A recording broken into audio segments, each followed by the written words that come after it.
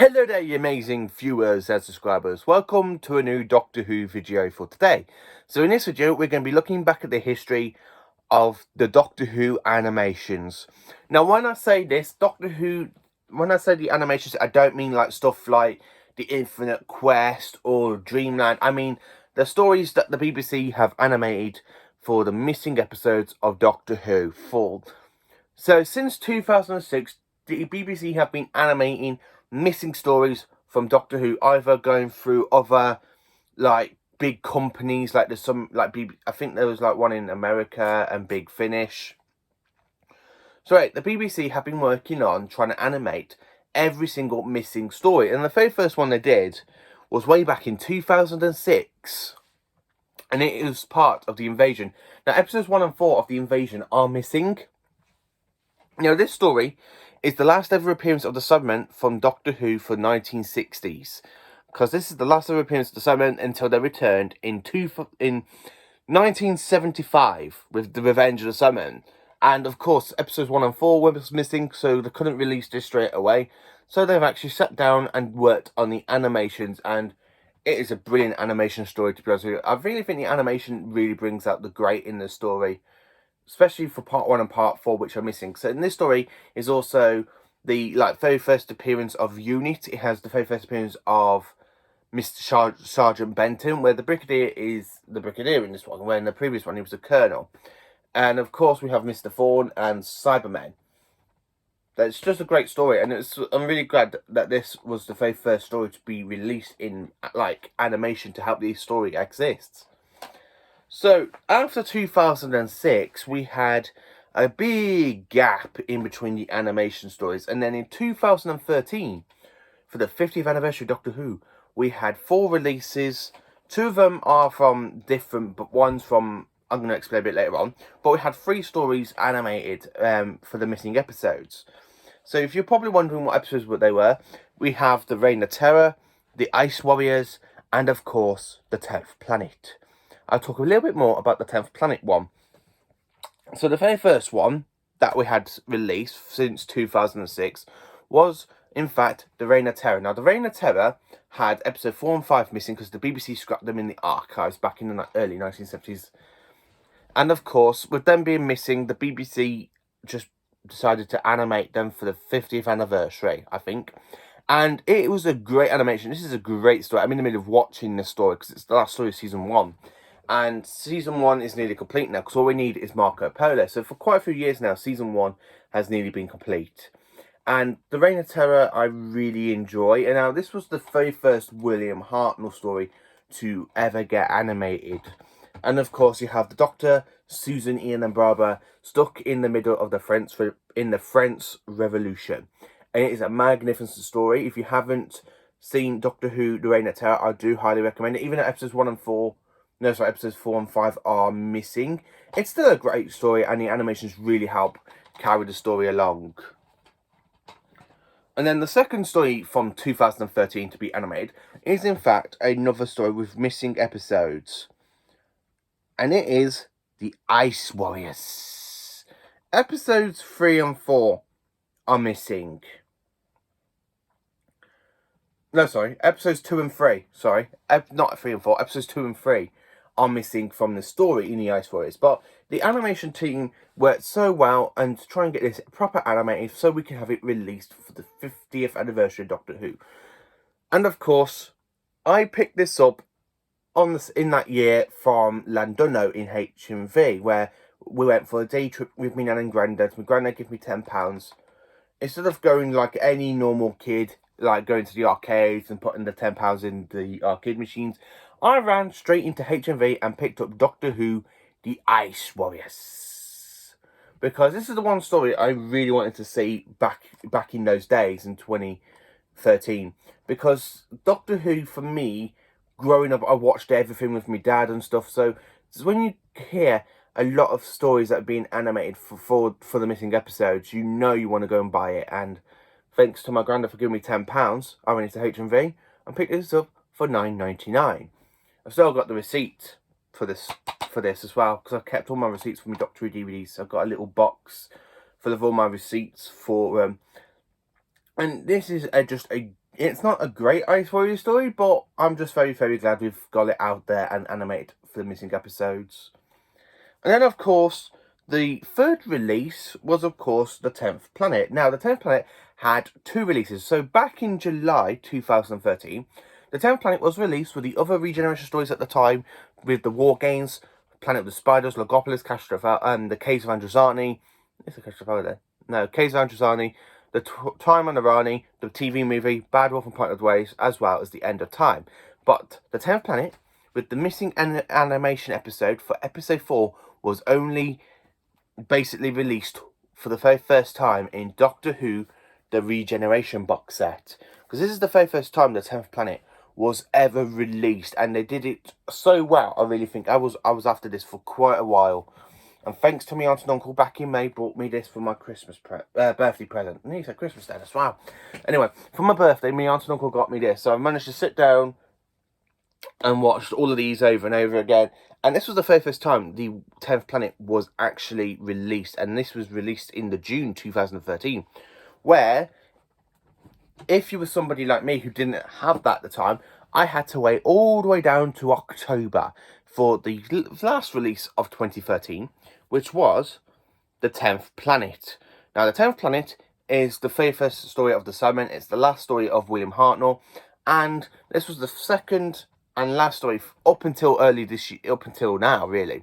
This was the last ever William Hartnell story to be proper animated with episode 4. And the animation really works so well for the story to make it exist and continue. And the regeneration bit just leads in so well. I really think the animation team did so well with this story. Now, the only way you can actually get the 10th Planet is either here on the single DVD or in Doctor Who, the Regeneration box set. This is the only 2 ways you can sit down and watch Doctor Who, the 10th Planet, unless you've got BritBox, of course. So this was the 3rd and final release of 2013, or should I say 4th and final, because it was released in the Regeneration box set first.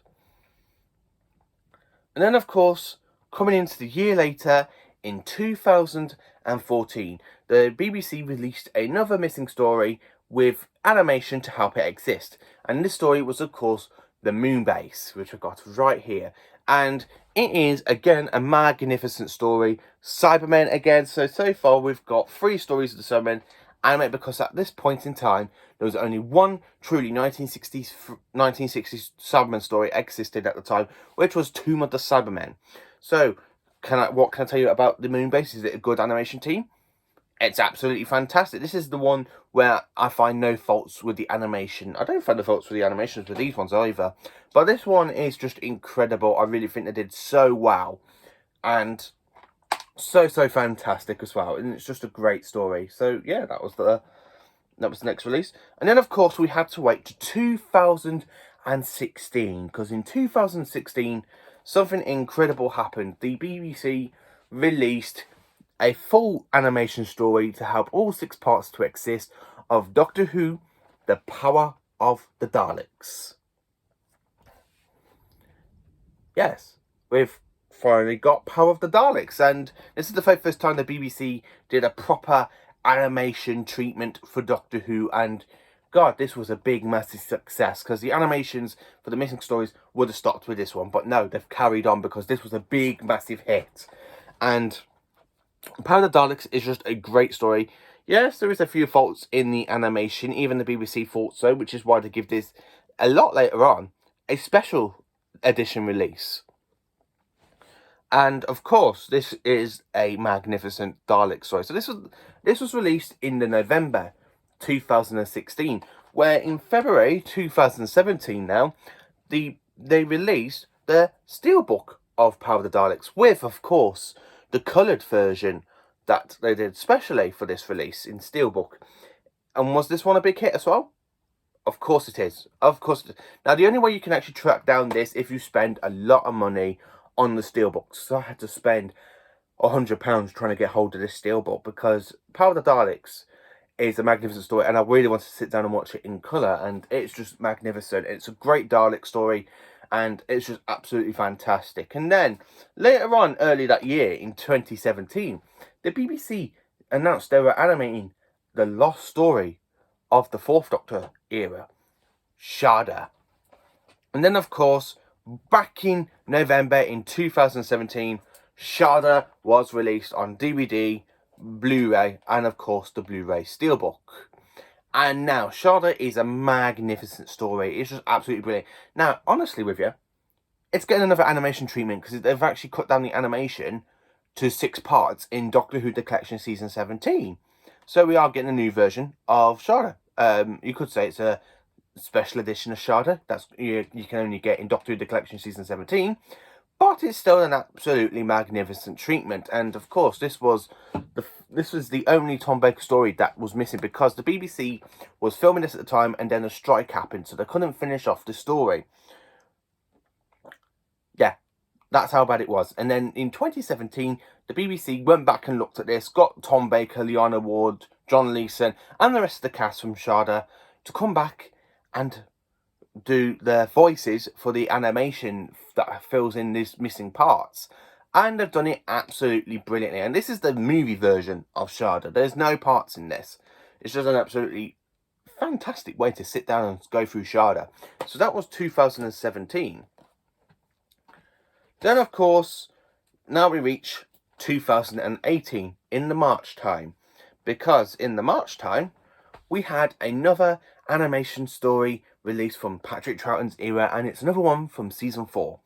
It was released back in March in 2018, and it was the Macra Terra. So, of course, I own the Macra Terra here on DVD, as you can see, and here on the Steelbook. Now, the Macra Terra is my favourite animation story so far. It is set so creepy. I love the design of the Macra for the animations. The one thing I have to say about this, if it was existing, I don't think it would be very popular as it is today, because the Macra Terra is an incredible story and the animation team worked so well to get this animated for us. And then coming into 2020, yes, 2020 was a bit of a good year for Doctor Who animations because we not got one, we ended up having 3 animations for last year. So we ended up having 3 stories. Now, all of these stories were Patrick Troughton's. Yes, we had 3 stories animated of Patrick Troughton. So the very first story we had animated was in fact the Faceless Ones, which was released back in March in 2019. And here we go. We have the Faceless One. No, sorry. 2020, not 2019. 2020. Yeah. And then, 2020. We had these ones out. Only last year. So we had the Faceless Ones here, as well as the Faceless Ones on the Steelbook. Now, this one is a magnificent story. It took us about a year to get the story set after the Faceless Ones, but it was magnificent, and it's a great release. And as you can see, I've got the Steelbook and the DVD here to build up the DVD and the Blu-ray collections. Again, this is a fantastic way to sit down and enjoy the story, because this was for a very long time. Only episodes 1 and 3 was available to watch in Doctor Who The Lost in Time box set, which I've got right at the end of my shelf at the beginning. Well, should I say at the beginning of the shelf? We have the Lost in Time box set with only episodes 1 and 3 existing. Now, there are 3 ways you can actually sit down and watch this. You can watch the animation in black and white. You can watch the 2 surviving episodes with the animation. Or you can watch it all down in colour on DVD and Blu-ray. Again, it is just a magnificent story, and the BBC did truly treat us to this last year. It's just magnificent. Then, of course, way back in September in 2020, we had a special edition release. And this special edition release was released on DVD and Blu-ray. And yes, of course, I owe both of these on the DVD and the Blu-ray. Unfortunately, this wasn't released on a Steelbook, so I had to go and get the normal standard Blu-ray for this one. And it is the Power of the Daleks special edition. So, of course, the BBC wanted to go back and try and edit some of the stuff they missed out in the original release of Power of the Daleks. And then, of course, they did it so well, and they actually brought this up to standard with the Macra Terra and the Faceless Ones. It is just a magnificent story. Again, this became a very popular hit, having 2 versions of Power of the Daleks. Of course, as I said, you can only get this on the standard Blu-ray, and they throw in a ton of extras, and the extras really do help bring out the story. I mean, you've got the Dalek years with Peter Davison talking about the early Dalek stories, and it's just a fantastic release, this is, as well. So, And then, of course, to finish off last year, at the same point in time we had The Power of the Daleks, we had a brand new animation story. How well did it hit with some people? Well, you need to ask another sci-fi guy for this one, because he doesn't really like the animation for the story. I don't really blame him. I do see his point that they have messed up a few bits, making it very, very big, where it should be like very claustrophobic and stuff. But the next story we had animated was, of course, Fury from the Deep. Now, this is Victoria's last ever story, and of course she departs the Doctor and Jamie. Now, yeah, last year was a very good year for Patrick Troughton, with having 3 animation releases for him. And now, this story I do enjoy. I like the soundtrack that they use, because the soundtrack, they actually use the actual song that people used in the 1960s to record it. And I really think they got the characters right. The only thing I find bad about it is Patrick Troughton's expressions, because the animated version doesn't really remind me of Troughton. Yeah, that's one thing I have to say about it. But Fury from the Deep is an absolutely great story. I enjoy it for what it is. I'm glad we've got it animated, and I'm glad we've got it out, because it means people can sit down and just watch another missing Patrick Troughton story from season 5. So then, of course, we're coming into this year now with 2021, and we've ended up having 3 stories animated. Yeah, 3 stories, and the 4th one is basically is coming out next year, so we don't know when next year. So that's next year's release. So, of course, back in August, we had a special edition of Doctor Who, The Web of Fear, with the missing episode 3 animated. And how did this go well with fans? Some people moaned about the animation. Some people enjoyed the animation. Some people are just glad that we got it out there. For me, I'm just glad we finally got episode 3 of The Web of Fear. Instead of it's way better than the stupid telesnap that we've got in the original release of The Web of Fear. So I'm so glad we actually got this animated. It's a great story. I absolutely enjoy The Web of Fear. And it's another story to complete season 5. It's just magnificent. Absolutely magnificent that season 5 is nearly complete. Only 2 stories now. But to be honest with you, with, as I said, Abominable Snowman coming out next year, it was soon to be 1 story to be animated for season 5. And then, of course, back in September, we had the animation story of Doctor Who, The Evil of the Daleks. So as you can see, I picked up the DVD and the Blu-ray. Actually, I kind of cheated on this one, because not only did I pick this up on the DVD and the Steelbook, I picked this up on the normal Blu-ray as well. And this is the only story I've actually gone and bought all 3 times, because all these animations, they exist in like 3 different cases. This one I just really I was so excited to have Evil of the Daleks, so I sat down and bought it 3 times, to be honest with you. It is a great animation story. It's literally a great animation story. They've done really, really well with this animation story. It's just absolutely magnificent. I do enjoy Patrick Troughton's Doctor. He's my 3rd favourite Doctor. And this is the story that I really was looking forward to get. And to own it 3 times over on the DVD, the Blu-ray, and then the normal Blu-ray release, as well as the Steelbook, is just a magnificent way to build up your Doctor Who collection.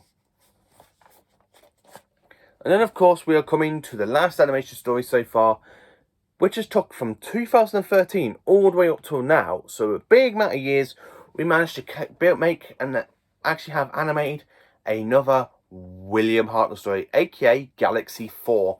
DVD and Blu-ray. I haven't gone and bought the Blu-ray standard for this one. I just got the 2. Didn't want to be greedy, because I was actually greedy for Eve of the Daleks. Yeah, this one is absolutely a great Hartnell story. It's the first story of season 3, and I absolutely loved it. The animation is absolutely great, and I'm really looking forward to seeing more William Hartnell animations. So that is it for the Doctor Who animations, from The Invasion down to Galaxy 4. Let me know in the comments, what is your favourite animation treatment of the missing episodes of Doctor Who? Is it Galaxy 4? Is it the Evil of the Daleks? Is it Power of the Daleks? Is it Shada? Is it the Web of Fear? Let me know in the comments. Thank you for watching. Please do like, subscribe and share, and join me for more Doctor Who content videos tomorrow. And have a great day.